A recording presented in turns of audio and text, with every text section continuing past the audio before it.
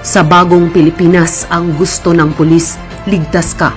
Mga katagang nais ipahatid ni Police Brigadier General Andre Perez Dizon sa lahat ng mga Bicolano at Bicolana, ayon na rin sa hangarin ng ating butihing hepe ng Pambansang Pulisya ng Pilipinas na si Police General Romel Francisco D. Marbil. Samantala tuloy ang pamamayagpag ng Pro-5 sa mga laban kontra kriminalidad, iligal na droga at insurhensya.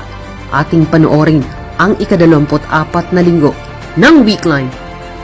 Naging abala ang linggo ika-26 ng Mayo ng ating Game Changer General. Inilaan niya ang kanyang oras upang bisitahin at kausapin sa kanyang nakasanayang talk-to-men activity ang mga personal ng Rapu-Rapu Municipal Police Stations sa Rapu-Rapu, Albay.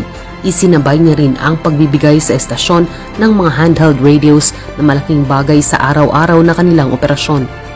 Binigyang oras niya din ang pagbisita ng mga retiradong pulis kung saan patuloy ang kanyang ugnayan sa mga ito, kagaya nila Retired Police Colonel Romana B. Geronimo at Retired Police Major Edmundo A. Geronimo sa tanggapan nito sa Camp Brigadier General Simeon A. Ola, Legazpi City, Albay. Nagtapos ang araw ni Police Brigadier General Dizon ng isang ikot sa Legazpi at Daraga upang masigurong maayos ang daloy ng trapiko at ligtas ang ating mamamayang nagsisipagsimba o di kaya ang iba'y palabas at ang iba'y papasok ng Bicol. Noong Lunes, ika-27 ng Mayo, pinangunahan ni Police Brigadier General Dizon ang Traditional Monday Flag Racing kasama na ang paggawad ng mga medalya sa mga katangi-tangi nating kapulisan sa Rehiyon 5. Guest of honor and speaker din ng ating Game Changer General sa ginanap na opening ceremony of 5-day Disaster Preparedness, Search, Rescue and Retrieval Operations Seminar 2024 na ginanap sa Pro-5 Multipurpose Building sa loob ng Regional Headquarters. Napapanahong pagsasanay para sa mga posibleng sakuna sa mga susunod na buwan. Sinundan ito ng pakikibahagi ng ating Regional Director sa meeting kasama si Miss Maria Janelli Jean Quinones Bisana ng NAPOLCOM 5 at Police Colonel Maria Cristina Z. Rebellion, Chief Regional Medical and Dental Unit 5 sa tanggapan nito sa loob ng Regional Headquarters. Nagtapos ang araw ni Police Brigadier General Dizon sa pamamagitan muli ng motorcycle patrol kasama ng mga Kastrog-Cups motorcycle patrollers. Samantala noong Martes, ika-28 ng Mayo, arangkadang muli ang bicycle patrol ni Police Brigadier General Dizon. Ito ang patunay na sa bagong Pilipinas, ang gusto ng pulis, ligtas ka. Kaya naman umaga at gabi, hindi nagpapabaya si Police Brigadier General Dizon sa kanyang nakasanayang pamamaraan ng crime prevention. Kasunod nito, pinagtuunang pansin ang administratibong gawain kasabay ng courtesy call ni Police Colonel Raho M. Opilanio, ang Chief Regional Maritime Unit 5 sa opisina ng ating Regional Director. Pinangunahan niya rin ang naging simultaneous showdown inspection ng mga PNP Disaster Response Equipment Capabilities sa Pro-5 Grandstand, Camp Brigadier General Simeon A. Ola, Legazpi City, Albay. Kaugnay pa rin ng paghahanda sa mga posibleng sakuna sa mga susunod na buwan.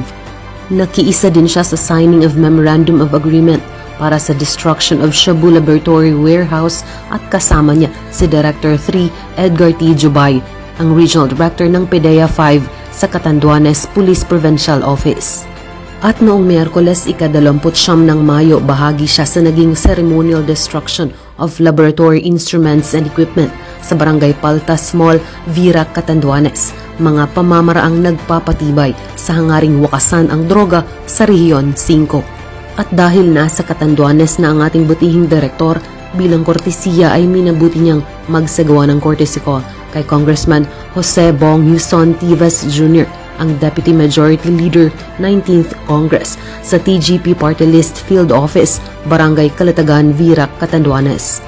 Ika-30 ng Mayo taong kasalukuyan, maagang bicycle patrol muli ang pambungad na gawain ng ating Game Changer General. Sinundan ito ng mga media interviews at mga gawaing administratibo. Nakiisa din siya sa ginanap na Kasrug Skills Enhancement Shoot for a Cause sa Provincial Government of Albay Shooting Range sa Kamalig, Albay. Panauhin din ng ating Game Changer General sa Sumbong Nyo Aksyon Agad na programa ng PNP para sa panayam sa kanya sa isinagawang destruction of Shabu Laboratory Instruments and Equipment sa Catanduanes. Mainit naman ang kanyang pagtanggap sa naging courtesy call ng Junior Chamber International Legazpi ang Aquinas University Sword and Anchor Fraternity Incorporated at isinabay na rin ang face-to-face interview ng kapanalig natin mula sa radyo natin sa kanyang tanggapan. At hindi pa rin mawawala ang motorcycle patrol pagsapit ng dapit hapon hanggang gabi. Biyernes, ika-31 ng Mayo pagkatapos ng maagang bicycle patrol, guest of honor and speaker si Police Brigadier General Dizon sa ginanap na 90th graduation exercises ng Prieto Diaz Central School sa Prieto Diaz Municipal Covered Court, Prieto Diaz, Sorsogon. At may mangilan-ngilang media interviews din ang pinaunlakan ng ating Game Changer General kasunod ang mga administratibong gawain sa kanyang opisina. Noong Sabado unang araw ng Hunyo, masipag na araw pa rin para sa ating Game Changer General. Pagkatapos ng kanyang nakasanayang bicycle patrol, nagpaunlak siya ng panayam sa iba't iba nating kaibigan mula sa media. Nagsagawa din ng ilang koordinasyon sa mga nagaganap na law enforcement operations sa Kabikulan.